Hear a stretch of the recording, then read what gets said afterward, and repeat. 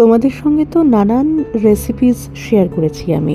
আজকে তোমাদের একটা অন্য জিনিস দেখাই, বলবো কিভাবে কফি বানাবে।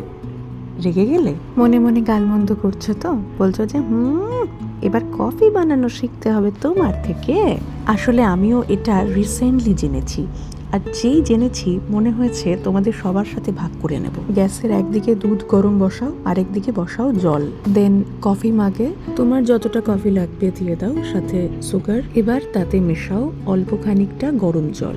তারপরে তো তোমাদের যাদের কাছে ফ্রদার আছে সেটা দিয়ে ভালো করে ফ্যাটাও। আমার কাছে এই মুহূর্তে নেই, তাই কাঁটা চামচই ভরসা। কফির ওপর ছোট ছোট বুদবুদ তৈরি হলে আমার বেশ ভালো লাগে। যাই হোক, অল্প খানিকটা গরম জল দিয়ে ভালো করে ঘেঁটে নিলে তারপর তাতে দিলে দুধ।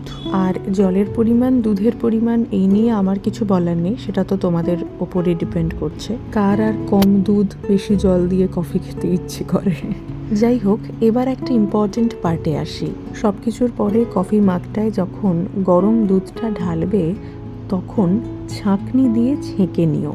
অ্যাকচুয়ালি এটা করে আমি দেখেছি যে কফিটা খুব সুদিং হয়, খুব ফ্ললেস হয়। নইলে গোটা কফি মাগটায় কফির মধ্যে দুধের স্বর সাদা সাদা হয়ে থাকে, মুখে পড়লে বড় বিচ্ছিরি লাগে।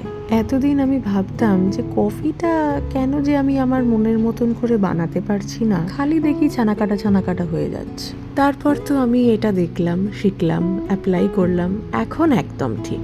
আসলে শুধু শীতকালে নয়, কফিটা আমি সারা বছর খাই, খুব ভালোবাসি খেতে, অথচ ঠিকঠাক বানাতেই পারতাম না। খেতে ইচ্ছে করলে আগে মাকে বলতাম, এখন এখানে এসে অনিকে বলি। তবে এভাবে বানিয়ে আমার বেশ মজা লেগেছে। ব্যাস, কমপ্লিমেন্ট পেয়ে গেছি। যারা এটা ট্রাই করনি একদিন করে দেখো।